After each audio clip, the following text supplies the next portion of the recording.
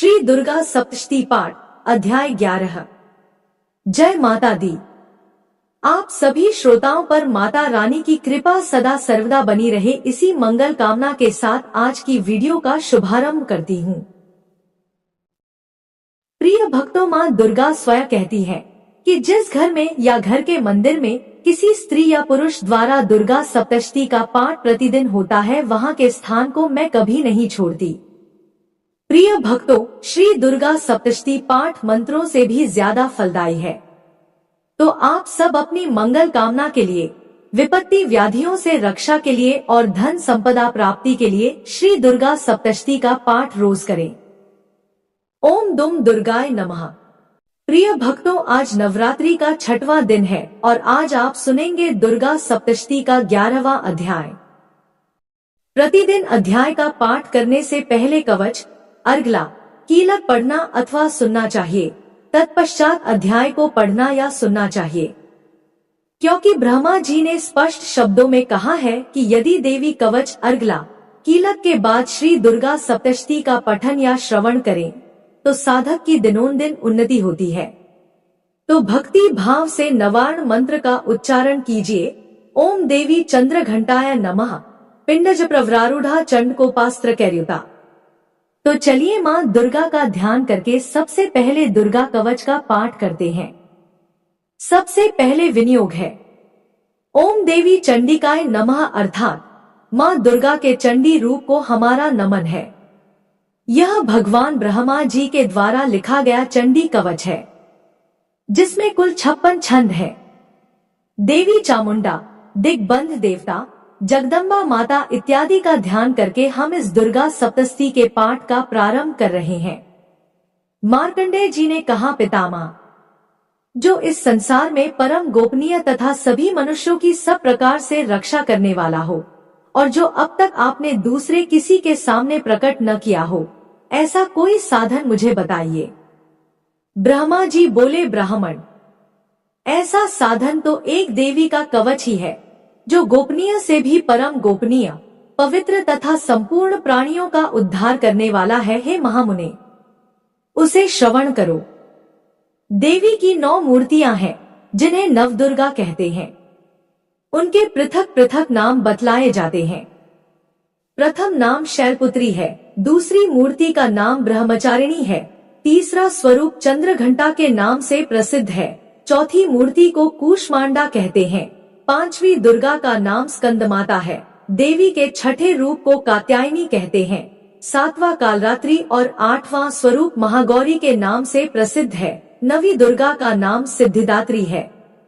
ये सब नाम सर्वज्ञ महात्मा वेद भगवान के द्वारा ही प्रतिपादित हुए हैं। जो मनुष्य अग्नि में जल रहा हो, रणभूमि में शत्रु से घिर गया हो, विषम संकट में फंस गया हो तथा इस प्रकार भय से आतुर होकर जो भगवती की शरण में प्राप्त हुए हों, उनका कभी अमंगल नहीं होता। युद्ध के समय में संकट में पड़ने पर भी उनके ऊपर कोई विपत्ति नहीं दिखाई देती, उन्हें शोक, दुख और भय की प्राप्ति नहीं होती।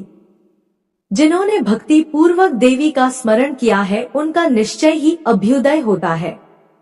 देवेश्वरी, जो तुम्हारा चिंतन करते हैं, उनकी तुम निस्संदेह रक्षा करती हो। चामुंडा देवी प्रेत पर आरूढ़ होती है, वाराही भैंसे पर सवारी करती है, ऐन्द्री का वाहन ऐरावत हाथी है, वैष्णो देवी गरुड़ पर ही आसन जमाती है, माहेश्वरी वृषभ पर आरूढ़ होती है, कौमारी का वाहन मयूर है, भगवान विष्णु की प्रियतमा लक्ष्मी देवी कमल के आसन पर विराजमान है और हाथों में कमल धारण किए हुए हैं। वृषभ पर आरूढ़ ईश्वरी देवी ने श्वेत रूप धारण कर रखा है, ब्राह्मी देवी हंस पर बैठी हुई हैं और सब प्रकार के आभूषणों से विभूषित है। इस प्रकार ये सभी माताएं सब प्रकार की योग शक्तियों से संपन्न हैं। इनके सिवा और भी बहुत सी देवियां हैं, जो अनेक प्रकार के आभूषणों की शोभा से युक्त तथा नाना प्रकार के रत्नों से सुशोभित हैं। ये संपूर्ण देवियां क्रोध में भरी हुई हैं और भक्तों की रक्षा के लिए रथ पर बैठी हुई दिखाई देती हैं। ये शंख, चक्र, गदा, शक्ति, हल और मुसल, खेटक और तोमर, परशु, पाश, कुंत और त्रिशूल एवं उत्तम शारंग धनुष आदि अस्त्र शस्त्र अपने हाथों में धारण करती है। दैत्यों के शरीर का नाश करना, भक्तों को अभयदान देना और देवताओं का कल्याण करना, यही उनके शास्त्र धारण का उद्देश्य है। महान रौद्र रूप, अत्यंत घोर पराक्रम, महान बल और महान उत्साह वाली देवी, तुम महान भय का नाश करने वाली हो, तुम्हें नमस्कार है। तुम्हारी ओर देखना भी कठिन है। शत्रुओं का भय बढ़ाने वाली जगदम्बिके मेरी रक्षा करो। पूर्व दिशा में इंद्र शक्ति मेरी रक्षा करें, अग्निकोण में अग्निशक्ति मेरी रक्षा करें, दक्षिण दिशा में वाराही तथा नैऋत्य कोण में खड्गधारिणी मेरी रक्षा करें, पश्चिम दिशा में वारुणी और वायव्य कोण में मृग पर सवारी करने वाली देवी मेरी रक्षा करें, उत्तर दिशा में कौमारी और ईशान कोण में शूलधारिणी मेरी रक्षा करें। ब्रह्माणी, तुम ऊपर की ओर से मेरी रक्षा करो और वैष्णवी देवी नीचे की ओर से मेरी रक्षा करे। इसी प्रकार शव को अपना वाहन बनाने वाली चामुंडा देवी दसों दिशाओं से मेरी रक्षा करे। जया आगे से और विजया पीछे की ओर से मेरी रक्षा करे। वाम भाग में अजित और दक्षिण भाग में अपराजिता रक्षा करे। उद्योतिनी शिखा की रक्षा करे। उमा मेरे मस्तक पर विराजमान होकर रक्षा करे। ललाट में मालाधारी रक्षा करे और यशस्विनी मेरी भौहों का संरक्षण करे।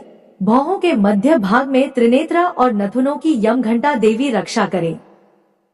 दोनों नेत्रों के मध्य भाग में शंखिनी और कानों में द्वारवासिनी रक्षा करे। कालिका देवी कपोलों की तथा भगवती शांकरी कानों के मूल की रक्षा करे। नासिका में सुगंधा और ऊपर के ओठ में चर्चिका देवी रक्षा करे।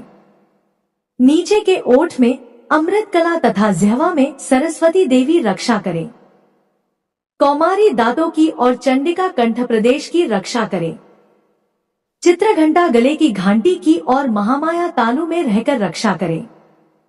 कामाक्षी ठोड़ी की और सर्वमंगला मेरी वाणी की रक्षा करे।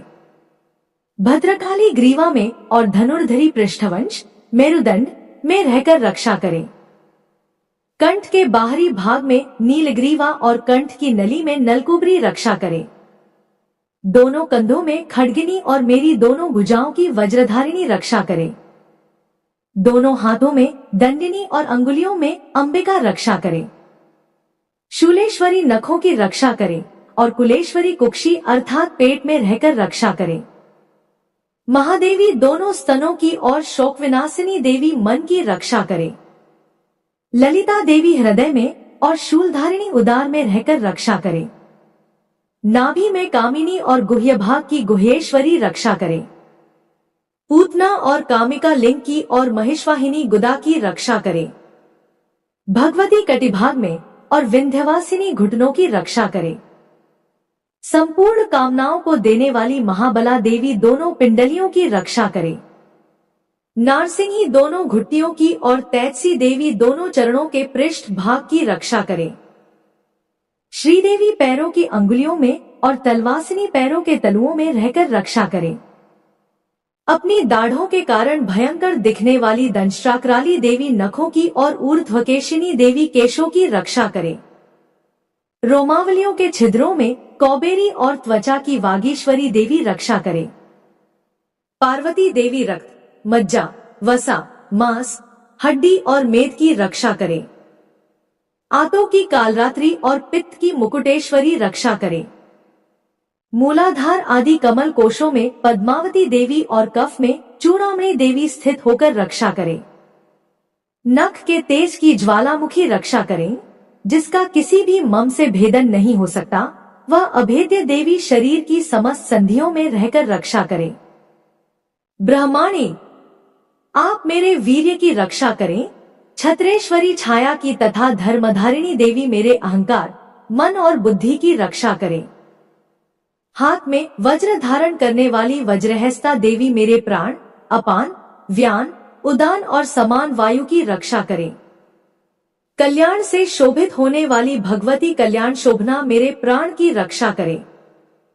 रस, रूप, गंध, शब्द और स्पर्श इन विषयों का अनुभव करते समय योगिनी देवी रक्षा करे तथा सत्वगुण, रजोगुण और तमोगुण की रक्षा सदा नारायणी देवी करें। वाराही आयु की रक्षा करें, वैष्णवी धर्म की रक्षा करें तथा चक्रिणी देवी यश, कीर्ति, लक्ष्मी, धन तथा विद्या की रक्षा करें। इंद्राणी, आप मेरे गोत्र की रक्षा करें। चंडिके, तुम मेरे पशुओं की रक्षा करो। महालक्ष्मी पुत्रों की रक्षा करे और भैरवी पत्नी की रक्षा करे। मेरे पथ की सुखता तथा मार्ग की क्षेमकरी रक्षा करे। राजा के दरबार में महालक्ष्मी रक्षा करे तथा सब ओर व्याप्त रहने वाली विजय देवी संपूर्ण भयों से रक्षा करे। देवी, जो स्थान कवच में नहीं कहा गया है अतएव रक्षा से रहित है, वह सब तुम्हारे द्वारा सुरक्षित हो, क्योंकि तुम विजयशालिनी और पापनाशिनी हो। यदि अपने शरीर का भला चाहे तो मनुष्य बिना कवच के कहीं एक पग भी ना जाए, कवच का पाठ करके ही यात्रा करे। कवच के द्वारा सब ओर से सुरक्षित मनुष्य जहाँ जहाँ भी जाता है वहाँ वहाँ उसे धन लाभ होता है तथा संपूर्ण कामनाओं की सिद्धि करने वाली विजय की प्राप्ति होती है। वह जिस जिस अभीष्ट वस्तु का चिंतन करता है उसको निश्चय ही प्राप्त कर लेता है। वह पुरुष इस पृथ्वी पर तुलना रहित महान ऐश्वर्य का भागी होता है। कवच से सुरक्षित मनुष्य निर्भय हो जाता है। युद्ध में उसकी पराजय नहीं होती तथा वह तीनों लोकों में पूजनीय होता है। देवी का यह कवच देवताओं के लिए भी दुर्लभ है। जो प्रतिदिन नियम पूर्वक तीनों संध्याओं के समय श्रद्धा के साथ इसका पाठ करता है उसे दैवी कला प्राप्त होती है तथा वह तीनों लोकों में कहीं भी पराजित नहीं होता। इतना ही नहीं, वह अमृत्यु से रहित हो 100 से भी अधिक वर्षों तक जीवित रहता है। मकरी, चेचक और कोढ़ आदि उसकी संपूर्ण व्याधियां नष्ट हो जाती हैं। कनेर, भांग, अफीम, धतूरे आदि का स्थावर विष, सांप और बिच्छू आदि के काटने से चढ़ा हुआ जंगम विष तथा अहिफेन और तेल के संयोग आदि से बनने वाला कृत्रिम विष, ये सभी प्रकार के विष दूर हो जाते हैं, उनका कोई भी असर नहीं होता। इस पृथ्वी पर मारण, मोहन आदि जितने आभिचारिक प्रयोग होते हैं तथा इस प्रकार के जितने मंत्र यंत्र होते हैं वे सब इस कवच को हृदय में धारण कर लेने पर उस मनुष्य को देखते ही नष्ट हो जाते हैं। ये ही नहीं, पृथ्वी पर विचरने वाले ग्राम देवता, आकाशचारी देव विशेष, जल के संबंध से प्रकट होने वाले गण, उपदेश मात्र से सिद्ध होने वाले निम्नकोटि के देवता, अपने जन्म के साथ प्रकट होने वाले देवता, कुल देवता, माला, कंठमाला आदि, डाकिनी, शाकिनी, अंतरिक्ष में विचारने वाली भयानक डाकिनियां, ग्रह, भूत, पिशाच, यक्ष, गंधर्व, राक्षस, ब्रह्म राक्षस, बेताल, कूष्मांड और भैरव आदि अनिष्टकारक देवता भी हृदय में कवच धारण किए रहने पर उस मनुष्य को देखते ही भाग जाते हैं। कवचधारी पुरुष को राजा से सम्मान वृद्धि प्राप्त होती है। यह कवच मनुष्य के तेज की वृद्धि करने वाला और उत्तम है। कवच का पाठ करने वाला पुरुष अपनी कीर्ति से विभूषित भूतल पर अपने सुयश के साथ साथ वृद्धि को प्राप्त होता है। जो पहले कवच का पाठ करके उसके बाद सप्तशती चंडी का पाठ करता है उसकी जब तक वन, पर्वत और कानों अर्थात जंगलों सहित यह पृथ्वी टिकी रहती है तब तक यहाँ पुत्र पौत्र आदि संतान परंपरा बनी रहती है। फिर देह का अंत होने पर वह पुरुष भगवती महामाया के प्रसाद से उस नित्य परमपद को प्राप्त होता है जो देवताओं के लिए भी दुर्लभ है। वह सुंदर दिव्य रूप धारण करता और कल्याणमय शिव के आनंद का भागी होता है।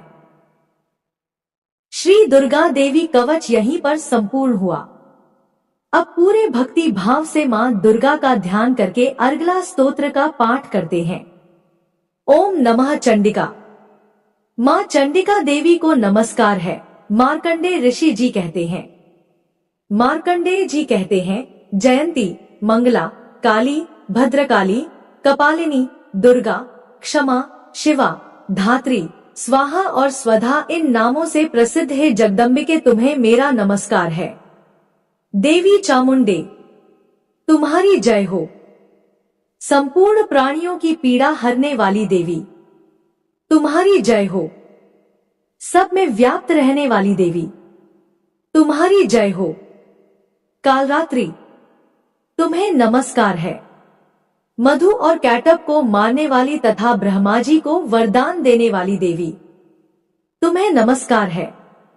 तुम मुझे रूप अर्थात आत्मस्वरूप का ज्ञान दो, जय अर्थात मोह पर विजय दो, यश दो और काम क्रोध आदि शत्रुओं का नाश करो। महिषासुर का नाश करने वाली तथा भक्तों को सुख देने वाली देवी, तुम्हें नमस्कार है। तुम रूप दो, जय दो, यश दो और काम क्रोध आदि शत्रुओं का नाश करो। रक्तबीज का वध और चंड मुंड का विनाश करने वाली देवी, तुम रूप दो, जय दो, यश दो और काम क्रोध आदि शत्रुओं का नाश करो। शुंभ और निशुंभ तथा धूम्रलोचन का मर्दन करने वाली देवी, तुम रूप दो, जय दो, यश दो और काम क्रोध आदि शत्रुओं का नाश करो। सबके द्वारा वंदित युगल चरणों वाली तथा संपूर्ण सौभाग्य प्रदान करने वाली देवी, तुम रूप दो, जय दो, यश दो और काम क्रोध आदि शत्रुओं का नाश करो। देवी, तुम्हारे रूप और चरित्र अचिंत्य हैं। तुम समस्त शत्रुओं का नाश करने वाली हो। तुम रूप दो, जय दो, यश दो और काम क्रोध आदि शत्रुओं का नाश करो। पापों को दूर करने वाली चंडिके, जो भक्ति पूर्वक तुम्हारे चरणों में सर्वदा मस्तक झुकाते हैं, उन्हें रूप दो, जय दो, यश दो और काम क्रोध आदि शत्रुओं का नाश करो। रोगों का नाश करने वाली चंडिके, जो भक्ति पूर्वक तुम्हारी स्तुति करते हैं, उन्हें तुम रूप दो, जय दो, यश दो और काम क्रोध आदि शत्रुओं का नाश करो। चंडिके, इस संसार में जो भक्ति पूर्वक तुम्हारी पूजा करते हैं, उन्हें रूप दो, जय दो, यश दो और काम क्रोध आदि शत्रुओं का नाश करो। मुझे सौभाग्य और आरोग्य दो, परम सुख दो, रूप दो, जय दो, यश दो और काम क्रोध आदि शत्रुओं का नाश करो। जो मुझसे द्वेष करते हो, उनका नाश और मेरे बल की वृद्धि करो। रूप दो, जय दो, यश दो और काम क्रोध आदि शत्रुओं का नाश करो। देवी, मेरा कल्याण करो। मुझे उत्तम संपत्ति प्रदान करो। रूप दो, जय दो, यश दो और काम क्रोध आदि शत्रुओं का नाश करो। अंबिके, देवता और असुर दोनों ही अपने माथे के मुकुट की मणियों को तुम्हारे चरणों पर घिसते हैं। तुम रूप दो, जय दो, यश दो और काम क्रोध आदि शत्रुओं का नाश करो। तुम अपने भक्तजन को विद्वान, यशस्वी और लक्ष्मीवान बनाओ तथा रूप दो, जय दो, यश दो और काम क्रोध आदि शत्रुओं का नाश करो। प्रचंड दैत्यों के दर्प का दलन करने वाली चंडिके, मुझ शरणागत को रूप दो, जय दो, यश दो और काम क्रोध आदि शत्रुओं का नाश करो। चतुर्भुज ब्रह्मा जी के द्वारा प्रशंसित चार भुजाधारिणी परमेश्वरी, तुम रूप दो, जय दो, यश दो और काम क्रोध आदि शत्रुओं का नाश करो। देवी अंबिके, भगवान विष्णु नित्य निरंतर भक्ति पूर्वक तुम्हारी स्तुति करते रहते हैं। तुम रूप दो, जय दो, यश दो और काम क्रोध आदि शत्रुओं का नाश करो। हिमालय कन्या पार्वती के पति महादेव जी के द्वारा होने वाली परमेश्वरी, तुम रूप दो, जय दो, यश दो और काम क्रोध आदि शत्रुओं का नाश करो। शचीपति इंद्र के द्वारा सद्भाव से पूजित होने वाली परमेश्वरी, तुम रूप दो, जय दो, यश दो और काम क्रोध आदि शत्रुओं का नाश करो। प्रचंड भुजदंडों वाले दैत्यों का घमंड चूर करने वाली देवी, तुम रूप दो, जय दो, यश दो और काम क्रोध आदि शत्रुओं का नाश करो। देवी अंबिके, तुम अपने भक्तजनों को सदा असीम आनंद प्रदान करती हो। मुझे रूप दो, जय दो, यश दो और काम क्रोध आदि शत्रुओं का नाश करो। मन की इच्छा के अनुसार चलने वाली मनोहर पत्नी प्रदान करो, जो दुर्गम संसार से तारने वाली तथा उत्तम कुल में जन्मी हो। जो मनुष्य इस स्तोत्र का पाठ करके सप्तशती रूपी महास्तोत्र का पाठ करता है, वह सप्तशती की जप संख्या से मिलने वाले श्रेष्ठ फल को प्राप्त होता है। साथ ही वह प्रचुर संपत्ति भी प्राप्त कर लेता है। यहीं पर दुर्गा देवी का अर्गला स्तोत्र संपूर्ण हुआ। अब आइए श्रवण करते हैं कीलक स्तोत्र।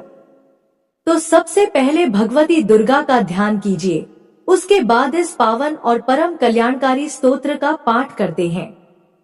ओम नमः चंडिकाय।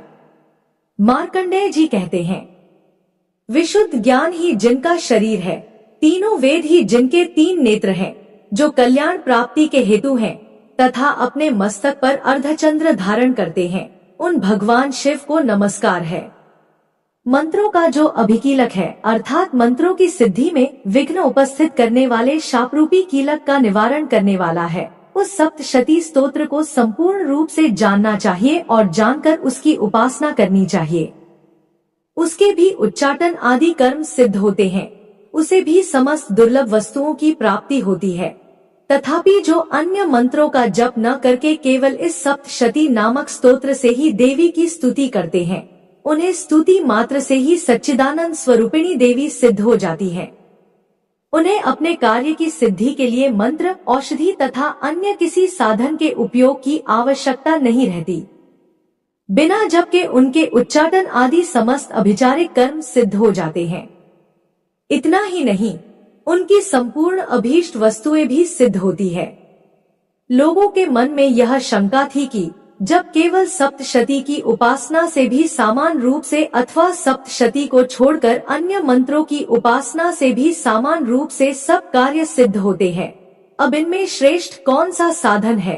लोगों की इस शंका को सामने रखकर भगवान शंकर ने अपने पास आए हुए जिज्ञासुओं को समझाते हुए बोले, यह सप्तशती नामक संपूर्ण स्त्रोत ही सर्वश्रेष्ठ एवं कल्याणमय है। तदंतर भगवती चंडिका के सप्तशती नामक स्तोत्र को महादेव जी ने गुप्त कर दिया। सप्तशती के पाठ से जो पुण्य प्राप्त होता है उसकी कभी समाप्ति नहीं होती, किंतु अन्य मंत्रों के पुण्य की समाप्ति हो जाती है। अतः भगवान शिव ने अन्य मंत्रों की अपेक्षा जो सप्तशती की ही श्रेष्ठता का निर्णय किया, उसे जानना चाहिए। अन्य मंत्रों का जप करने वाला पुरुष भी यदि सप्तशती के स्तोत्र और जप का अनुष्ठान कर ले तो वह भी पूर्ण रूप से ही कल्याण का भागी होता है, इसमें तनिक भी संदेह नहीं है। जो साधक कृष्ण पक्ष की चतुर्दशी अथवा अष्टमी को एकाग्रचित होकर भगवती की सेवा में अपना सर्वस्व समर्पित कर देता है और फिर उसे प्रसाद रूप से ग्रहण करता है, उसी पर भगवती प्रसन्न होती है, अन्यथा उनकी प्रसन्नता नहीं प्राप्त होती। इस प्रकार सिद्धि के प्रतिबंधक रूप कीलक महादेव जी ने इस स्त्रोत को कीलित कर रखा है। जो पूर्वोक्त रीति से निष्कीलन करके इस सप्तशती स्तोत्र का प्रतिदिन स्पष्ट उच्चारण पूर्वक पाठ करता है, वह मनुष्य सिद्ध हो जाता है, वही देवी का पार्षद होता है और वही गंधर्व भी होता है। सर्वत्र विचरते रहने पर भी इस संसार में उसे कहीं भी भय नहीं होता। वह अपमृत्यु के वश में नहीं पड़ता तथा देह त्यागने के अनंतर मोक्ष प्राप्त कर लेता है।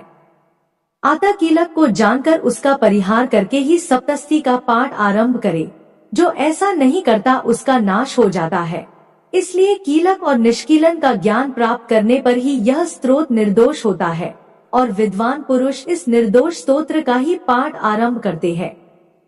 स्त्रियों में जो कुछ भी सौभाग्य आदि दृष्टि गोचर होता है वह सब देवी के प्रसाद रूप का ही फल है।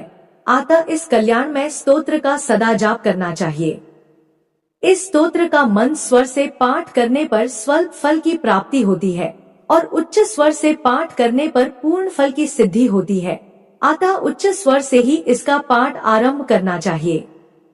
जिनके प्रसाद से ऐश्वर्य, सौभाग्य, आरोग्य, संपत्ति, शत्रु नाश तथा परम मोक्ष की भी सिद्धि होती है, उस कल्याणमयी जगदम्बा की स्तुति मनुष्य क्यों नहीं करते। यहीं पर अर्गला स्तोत्र संपूर्ण हुआ।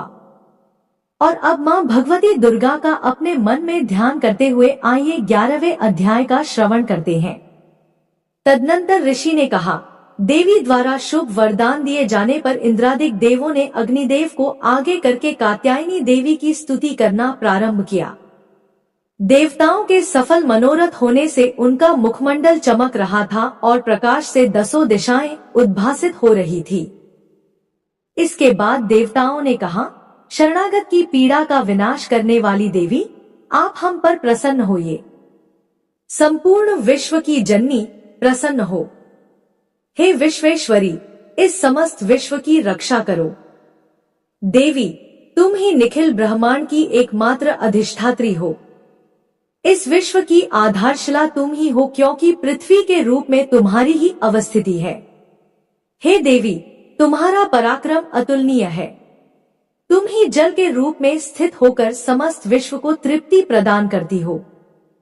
तुम अनंत बलशालिनी वैष्णवी शक्ति हो। इस संसार की कारण रूपणी परामाया तुम ही हो। हे देवी, तुमने ही इस संपूर्ण जगत को मोहग्रस्त कर रखा है। तुम्हारी कृपा होने से ही जीव पृथ्वी पर रहकर मोक्ष का अधिकारी बनता है। हे देवी, तुम्हारे भिन्न भिन्न रूपों में जगत की संपूर्ण विद्याएं निहित है। इस विश्व की समस्त नारियां तुम्हारी ही प्रतिमूर्ति है। हे जगत जननी, तुमने ही संपूर्ण विश्व को व्याप्त कर रखा है, अतः तुम्हारी स्तुति अकथनीय है। तुम सभी स्तुत्य वस्तुओं से परे तथा परावाणी हो। तुम स्वर्ग प्रदायिनी एवं मोक्ष दायिनी के रूप में सर्वस्वरूपिणी हो, अतः तुम्हारी स्तुति इसी में समाप्त हो गई। तुम्हारी स्तुति के लिए इसके अतिरिक्त दूसरी बात और क्या हो सकती है। प्राणी मात्र के हृदय में बुद्धि रूप से स्थित स्वर्ग तथा मोक्षदायिनी नारायणी देवी, तुम्हें हमारा नमस्कार है। कला, काष्ठा आदि रूपों में क्रमशः परिणाम की ओर उन्मुख करने वाली तथा विश्व के उपसंहार में समर्थ नारायणी, तुम्हें मेरा प्रणाम है। हे नारायणी, सभी मांगलिक पदार्थों को देने वाली तुम मंगलमय हो। तुम ही कल्याणकारिणी शिव स्वरूपिणी हो। समस्त पुरुषार्थों को प्रदान करने वाली शरणागत वत्सला, त्रिनेत्रा और गौरी हो, तुम्हें मेरा अभिवादन है। तुम उत्पत्ति, पालन एवं सहार की शक्ति भूता सनातनी देवी, गुणाधार तथा सर्वगुण संपन्न हो। हे नारायणी, तुम्हें मेरा प्रणाम है। शरणागत, निराश्रितों, दलितों आदि की रक्षा में तत्पर एवं समस्त क्लेश नाशिनी नारायणी देवी, तुम्हें मैं प्रणाम करता हूँ। नारायणी देवी, तुम हंसारूढ़ होकर ब्रह्माणी के वेश में कुश मिश्रित जल का प्रोक्षण करती रहती हो, तुम्हें मेरा नमस्कार है। माहेश्वरी रूप से त्रिशूल, चंद्रमा एवं नागों की धारिणी तथा वृष पृष्ठ पर आरूढ़ होने वाली नारायणी देवी, तुम्हें मेरा प्रणाम है। मयूरों तथा कुकुटों, मुर्गों से आवृत महाशक्ति धारिणी कौमारी रूप में स्थित निष्पापे नारायणी, तुम्हें मैं नमस्कार करता हूँ। शंख, चक्र, गदा एवं शान आयुध धारिणी वैष्णवी शक्ति संपन्ना नारायणी, तुम मुझ पर प्रसन्न हो, तुम्हें मेरा प्रणाम है। हाथ में भयंकर चक्र लिए पृथ्वी को अपने दाढ़ों पर उठाए हुए वाराही रूप वाली कल्याणकारिणी नारायणी, तुम्हें मेरा नमस्कार है। दानवों के सहार में नृसिंह रूप से उद्यत तथा त्रैलोक्य रक्षणी नारायणी, तुम्हें मेरा प्रणाम है। दाढ़ों के कारण विकराल मुख वाली, मुंडमाला से विभूषित मुंड मर्दिनी चामुंडा रूपिणी नारायणी, तुम्हारा मैं अभिवादन करता हूँ। लक्ष्मी, लज्जा, महाविद्या, श्रद्धा, पुष्टि, स्वधा, ध्रुवा, महारात्रि तथा अविद्या रूपिणी नारायणी, तुम्हें मेरा नमस्कार है। मेधा, सरस्वती, श्रेष्ठा, ऐश्वर्य स्वरूपा, पार्वती, महाकाली, संयमशीला तथा सर्वाधिष्ठात्री नारायणी, तुम्हें मेरा नमस्कार है। सर्वरूपा, सर्वेश्वरी, सर्वशक्ति संपन्ना, दिव्य रूपा दुर्गे देवी, आप हमारी सभी भित्तियों, भयों से रक्षा करें, तुम्हें मैं प्रणाम करता हूँ। हे कात्यायनी, त्रिनेत्रों से सुशोभित तुम्हारा सौम्य मुखमंडल संपूर्ण भयों से मेरा त्राण करे, तुम्हें मेरा नमस्कार है। भद्रकाली, ज्वालाओं की लपट से प्रज्वलित अत्यंत भीषण एवं संपूर्ण दानवों का संहारक तुम्हारा त्रिशूल हमारी रक्षा में समर्थ हो, तुम्हें मेरा प्रणाम है। जिसकी ध्वनि संपूर्ण विश्व में व्याप्त होकर दानवों को श्रीहर शक्तिहीन कर देती है, तुम्हारा घंटा हम लोगों का समस्त पापों से उसी प्रकार त्राण करे, जिस प्रकार माँ अशुभ कर्मों से अपने पुत्रों की रक्षा करती है। हे चंडिके, दानवों के वसा, चर्बी, एवं रक्त से रंजित तुम्हारे हाथ में शोभा पाने वाला खड्ग हमारा त्राण करे, तुम्हें मेरा प्रणाम है। हे देवी, तुम्हारी प्रसन्नता से ही समस्त व्याधियों का शमन होता है, कुपित होने पर मनोरथ का नाश होता है। जो लोग तुम्हारे शरणापन्न हैं, उन पर कभी विपत्ति के बादल नहीं मंडराते। तुम्हारा शरणागत प्राणी अन्यों का आश्रय दाता हो जाता है। हे देवी अंबिके, तुमने अपने स्वरूप को विभिन्न भागों में विभक्त करके इन विधर्मी दैत्यों का वध किया है। तुम्हारे अतिरिक्त दूसरा इस प्रकार कौन कर सकता था? विद्याओं में ज्ञान को उद्भासित करने वाले शास्त्रों तथा वेदों में केवल तुम्हारा ही वर्णन है, किसी अन्य का नहीं।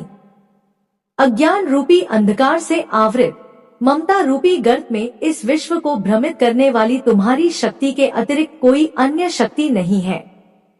जहाँ पर राक्षस, भयानक विषधर, शत्रु और लुटेरों का गिरोह एवं दावानल हो, वहाँ तथा समुद्र के मध्य में साथ रहकर तुम सतत ही विश्व का कल्याण करती रहती हो। हे विश्वेश्वरी, तुम विश्व की पालन कर्त्री, विश्वरूपा और संपूर्ण विश्व की धारक हो। तुम भगवान विश्वेश्वर के लिए भी स्तुत्य हो। जो लोग भक्ति पूर्वक तुम्हारी वंदना करते हैं, वे विश्व के शरण दाता बन जाते हैं। हे देवी, प्रसन्न हो।